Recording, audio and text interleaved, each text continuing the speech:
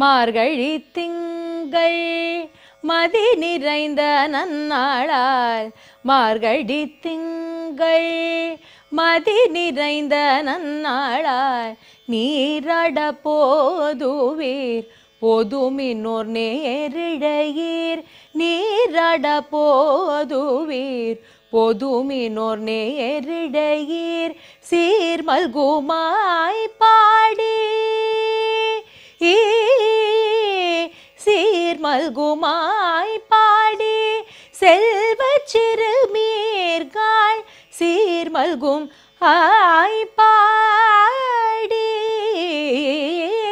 சீர்மல்குமாய் பாடி செல்வச் சிறுமீர்காள் கூர்வேல் கொடுந்தொழிலன் நந்தகோபன் குமரன் கூர்வேல் கொடுந்தொழிலன் நந்தகோபன் குமரன் ஏராந்த கண்ணி யசோதை இளஞ்சிங்கம் ஏராந்த கண்ணி யசோதை இளஞ்சிங்கம் கார்மேனி செங்கண் கதிர்மதியம் போல் முகத்தான் கார்மேனி செங்கண் கதிர்மதியம் போல் முகத்தான் நாராயணனே நாராயணனே நமக்கே பறை தருவான் நாராயணனே நமக்கே பறை தருவான் பாரோர் புகழ படுதலோர் யோபாவாய் பாரோர் புகழ படுதலோர் யோபாவாய் எம்பாவாய் எம்பாவாய்.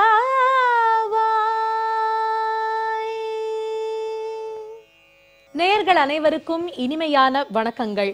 இந்த பக்தி நேரம் நிகழ்ச்சியில ஆலயங்களோட பெருமைகள் என்ன அப்படிங்கறத பலவிதமா நம்ம பார்த்துட்டே வரோம்.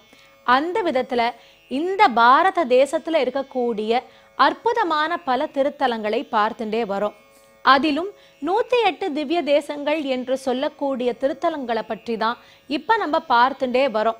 இப்ப இருக்கக்கூடிய பாரதத்தை தாண்டி அகண்ட பாரதத்துல இருக்கக்கூடிய க்ஷேத்திரங்களையும் சேர்த்து நம்ம பார்த்துட்டே வரோம். அந்த விதத்துல வடநாட்டு திருப்பதிகள் என்று சொல்லி திவ்ய தேசங்களை பார்த்துட்டே வரும் பொழுது இன்னைக்கு 103வது திவ்ய தேசத்துக்குள்ள நம்ம போறோம். இந்த 103வது திவ்ய தேசம் எது அப்படின்னு பார்த்தா இந்த திவ்ய தேசமானது திரு ஆய்ப்பாடி அப்படின்னு அழைக்கப்படுவது. இந்த திரு ஆய்ப்பாடி என்று சொல்லக்கூடியது கோகுலம் அப்படின்னு அழைக்கப்படுகின்றது. கோகுலம் அப்படிங்கிறது மதுரா விருந்தாவன் அப்படின்னு சொல்லுவோம் இல்லையா, அந்த மதுரா விருந்தாவனோடு சேர்ந்து இந்த ஆய்ப்பாடி. ஒரு யாத்திரையா போகும் பொழுதே இந்த இடங்களை எல்லாம் ஒரே நேரத்துல தரிசனம் பண்றதுங்கிற வழக்கம் இருக்கு. ஆனா என்ன, ஒரு நாள் 2 நாள் 3 நாள்னு வச்சுட்டு போனா பத்தாது, குறைஞ்சது 7 நாள் இருக்கணும். ஒவ்வொரு இடத்துக்கும் அந்த மாதிரி இருக்கு. இப்ப பத்ரி ஆசிரமம் எடுத்துட்டோம்னா 3 நாள் 3 இரவாவது அங்க தங்கினா ரொம்ப மேன்மைன்னு சொல்லப்படுகின்றது.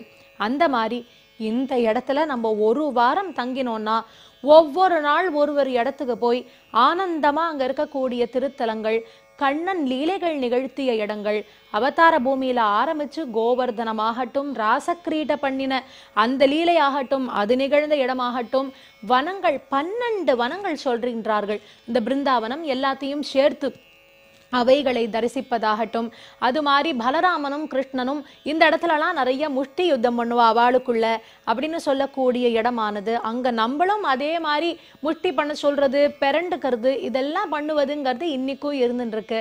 அது மட்டும் அல்ல, சரோவர் அப்படின்னு சொல்லக்கூடியது குசும் சரோவர் மாதிரி நிறைய சரோவர் அங்கதான் புஷ்பங்கள் எல்லாம் இருக்கும். கிருஷ்ணன் அந்த பூக்கள் எல்லாத்தையும் எடுத்துட்டு போய் ராதைக்கு கோபஸ்திரீகளுக்கு எல்லாம் கொடுக்கறது, அந்த மாதிரி லீலைகள் எல்லாம் உண்டு. இன்னைக்கும் கிருஷ்ணன் அந்த கோபஸ்திரீகளுடைய வஸ்திரங்கள் எல்லாத்தையும் எடுத்து மரத்துல வச்சுப்பாருன்னு சொல்றாளே, அந்த மரம் உண்டு. யமுனா தீரம் ஏற்கனவே நம்ம பார்த்தோம். மதுரா ஜன்மபூமி, இது எல்லாத்தையும் சேர்த்து ஒவ்வொரு நாள் பர்சானான்னு ஒரு இடம், ராதை இருக்கக்கூடிய இடம் அந்த கோவில். பர்சானாங்கிறது ஒரு ஹில் மாதிரி இருக்கும். இத்தனை இடங்கள் அங்க சுத்தி இருக்கு. இவை எல்லாவற்றையும் பார்க்கணும்னு சொன்னா 2 நாள் 3 நாள் பத்தவே பத்தாது. ஒரு வாரம் தங்கி யமுனால நன்றாக ஸ்நானம் செய்து, ஏன்னா யமுனை நதி என்பவள் நமக்கு மோட்சத்துக்கு இணையானதை தரக்கூடியவள் இல்லையா? யமுனங்கிறது யாரு அப்படின்னா யமனுடைய சிஸ்டர் அப்படின்னு சொல்றது உண்டு. சூரிய புத்திரி தான் இந்த யமுனை அப்படிங்கிறது. அவள் கடைசியில கங்கையோடு போய் சேருவதுங்கிறது இருக்கு. இருந்தாலும் யமுனா ஸ்நானம்ங்கிறது ரொம்ப விசேஷம். இத்தனையும் கொண்டது இந்த பிரதேசம். அதுல இந்த ஆய்ப்பாடிங்கிறது ரொம்ப முக்கியம். ஆண்டாளுடைய பாசுரத்தோடு தான் ஆரம்பிச்சோம். சீர்மல்கும் ஆய்ப்பாடின்னு சொல்றான். இந்த ஆய்ப்பாடிய பற்றி அவள் பாடும் பொழுது ரொம்ப அழகா நந்தகோபன் குமரன்னு பாடுகின்றாள். யசோதை இளஞ்சிங்கம் அப்படின்னு பாடுறா. தேவகிக்கு அவதாரம் பண்ணது மதுரையில. யசோதையிட்ட வந்து பிள்ளையாக வளர்ந்து அளவிட முடியாத லீலைகள் எல்லாம் பண்ணினார்னா அது எல்லாம் இந்த கோகுலத்துல தான். எப்படிப்பட்ட லீலைகள்? பூத்தனை என்று சொல்லக்கூடியவளை வதம் பண்ணதாகட்டும், சகடாசுரனை வதம் பண்ணினதாகட்டும், இப்படி சொல்லிண்டே போகலாம். கேசிய வதம் பண்ணது என்று எல்லாமே இந்த ஆய்ப்பாடின்னு சொல்லக்கூடிய அந்துக்குள்ளத்தான் பண்ணினார். அதுலேயும் தேவகிக்கு பிள்ளையாக பிறந்தது பாக்கியம்னாலும் கண்ணனுடைய லீலைகள் எல்லாவற்றையும் அனுபவிக்கக்கூடிய பெரும் பேரு யசோதைக்கு தான் உண்டு. அதனால தான் பாடுறப்பவே எப்படி ஈரேழு புவனங்கள் படைத்தவனை கையிலேந்தி சீராட்டி பாலூட்டி தாலாட்ட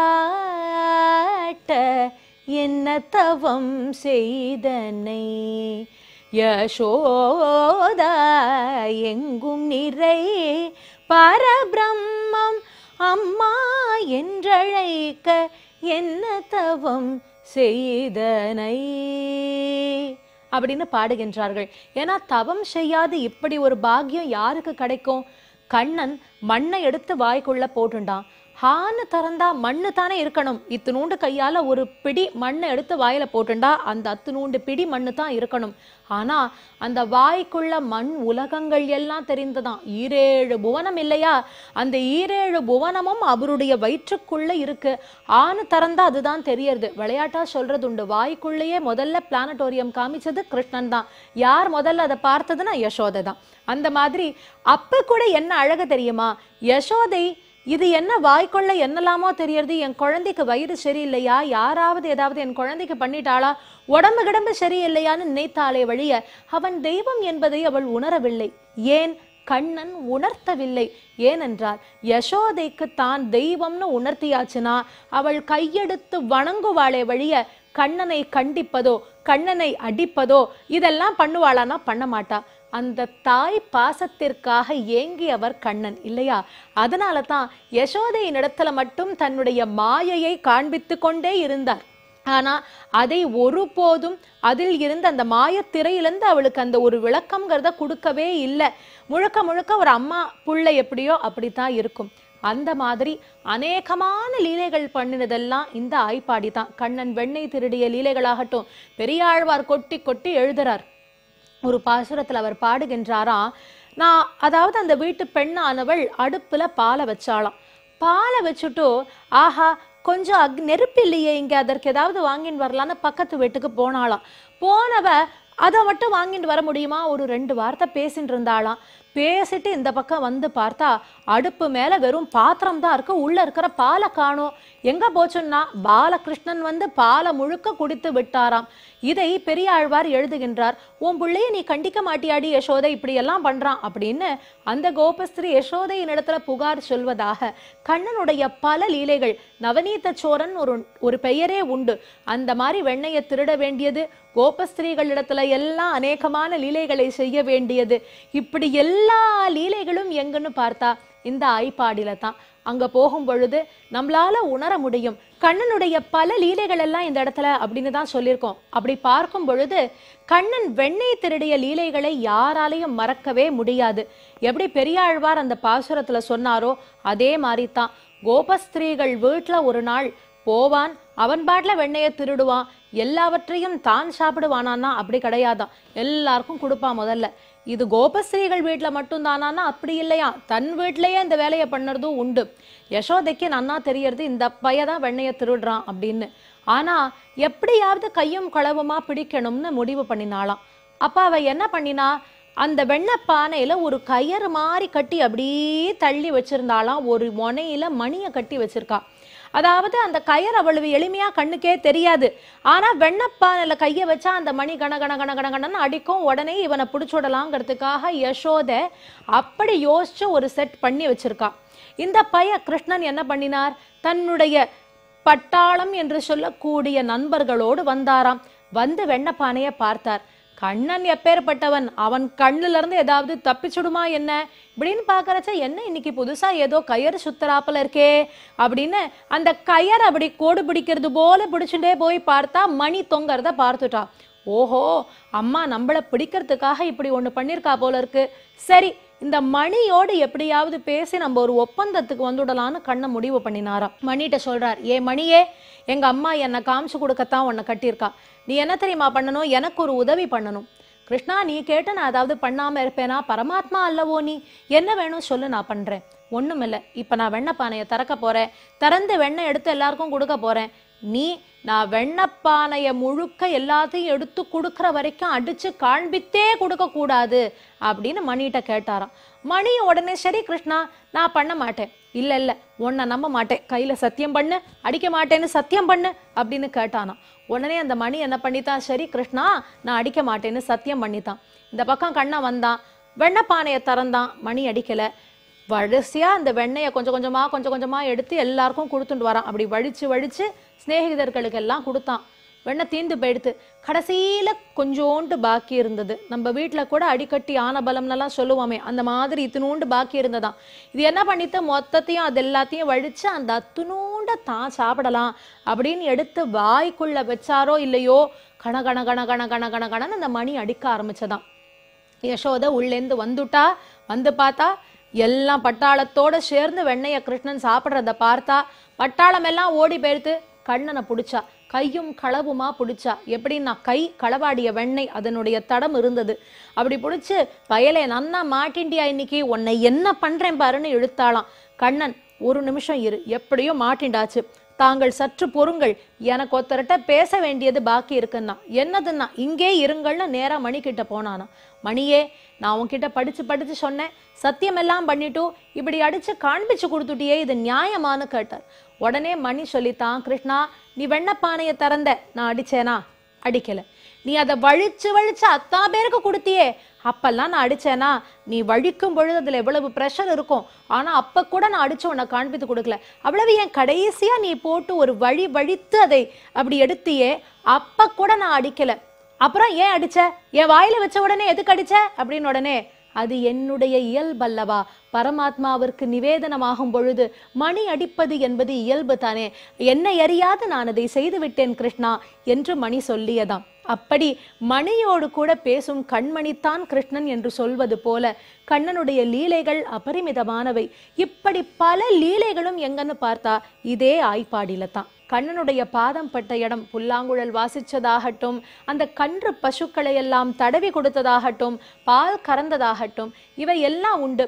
அங்க போனா கூட இப்பொழுதும் ஒரு இடத்துல கண்ணனை ஒரு ஊஞ்சல்ல வச்சிருக்கா. நம்ம எல்லாம் அந்த ஊஞ்சல்ல கண்ணனை ரொம்ப அழகா ஆட்ட முடியும்.